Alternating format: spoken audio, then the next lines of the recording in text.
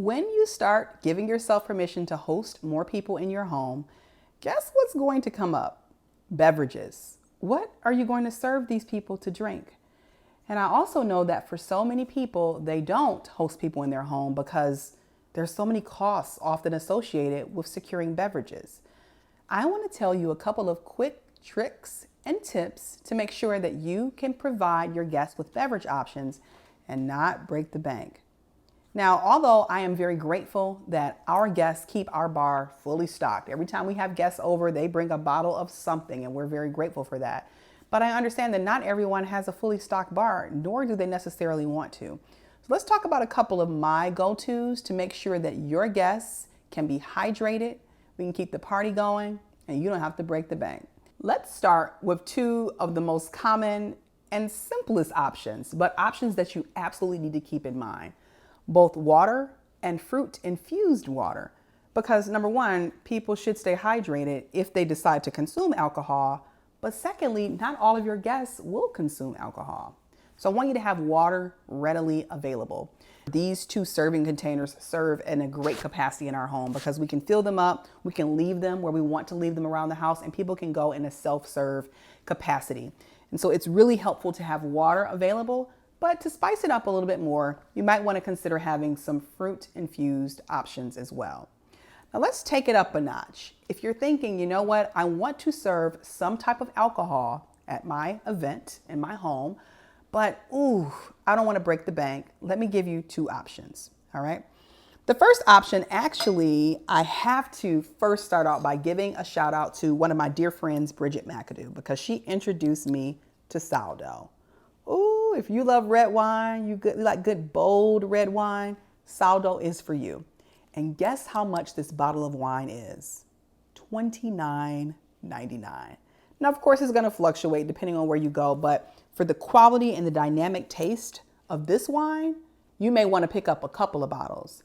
And spending a couple of dollars more probably won't break the bank. I hope it doesn't break the bank for you, but consider sourdough as a red wine option. I also want to introduce you to another option that you might want to consider. Now, while sangria is not a new thing out here, I did not invent sangria. We all know that. We forget that sangria is a fantastic option and it'll keep you from breaking the bank. This is actually more of a red wine sangria. And let me tell you specifically about what's in here. There are some apples in here. There are some oranges in here. There's some brandy in here because we took it up a notch. And there is a Spanish red wine in here. Now, the good thing about sangria is you don't want to get the cheapest of the cheapest wine, but you don't actually have to get a very pricey or expensive wine when you're making sangria, okay? Because it's mixed in with so many other things. There's also a bit of brown sugar in here as well. But here's the deal. There are lots of different sangria recipes that are going to tickle your fancy and get you excited. But I want to make sure that you remember that sangria is an option, right? So that you don't have to buy super expensive liquor, right? Or the finest of the finest wine. If you want to do that, that's fine. But if you're trying to host and you don't want to break the bank, then you might want to consider a sangria option. Now, since we just talked about wine, I think that it's only fair that I just share with you some of my favorite wine tools here. This is my wine opener, and they call this the rabbit because, of course, in many ways it looks like a rabbit. But I really enjoy this wine opener because it makes things really easy. So if you're new to the wine world and you're trying to figure out like what wine opener should I get, this option actually is pretty awesome, and I'll make sure I link it for you. These two other options that I have here for just wine accessories are really important as well. And I say this because perhaps you've opened up a bottle of wine, maybe a couple of bottles of wine, and for whatever reason, you all didn't finish them. Well, this allows you to seal it. Right, so this is your new top for your wine, and this apparatus allows you to pump out the extra air and reseal the wine so that you don't waste it. So yes, you can absolutely host and have fantastic and delicious beverage options, but in case you don't finish, you can reseal them. All right, it's pouring time. Now, of course, we're not going to conduct a whole video series, and I don't talk about my glassware because you all know I love my glassware. And today I have several glasses out that really are very near and dear to me because many of these were gifted by good, close, wonderful friends. I'm going to select this glass today and actually shout out to my friend Michelle Ponton because she gifted me these glasses with a bit of a Paris theme. I know that she loves Paris. So let's go ahead and pour some of our sangria. But before we do, let me let you in on some decision making that you would have to make maybe and that I have to make real time. The reason why there is sangria in both of these pictures is because one allows you to see straight through it. You can absolutely see all the delicious oranges and apples and anything else that I may have added to it. So that's a see-through option. But the challenge sometimes with some spouts of pouring apparatuses like pitchers is that it'll stop you from pouring out the fruit. So you might want to select your pitcher wisely. So I actually want to have some fruit in my glass. And so I've chosen this pitcher. And I'm hoping that we will get, some of the fruit. All right.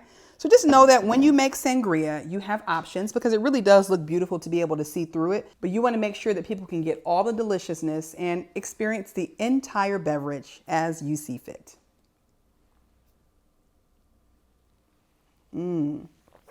That's good sangria. Cheers. I am hoping that with this new information that you have, with you understanding how you can really cater to and host your guests in a way that feels good to you and in a way that doesn't break the bank, that it'll give you confidence and give you permission to start inviting more people over. And while we're talking about just starting, I have an invitation for you. I'm hoping that you give yourself permission to start the things that you want to do all the time. Maybe you have a burning idea. Maybe you have an itch to start something new. There's something deep within you. And perhaps you're thinking to yourself, you know what? I am going to start giving myself permission to having people over my home. I also want you to give yourself permission to join us at the 2023 third annual Just Start Summit. You'll be surrounded by so many people who are starters, maybe even just like you. So if you're thinking about starting something, if you've already decided you're going to start something, if you've started and you've stalled, this is the summit for you. So join me on Saturday, May the 20th in downtown Washington, D.C. And don't forget to pick up your tickets because they're going fast. Head on over to jacquelineandbaker.com/juststart2023, and I hope to see you there. Happy hosting.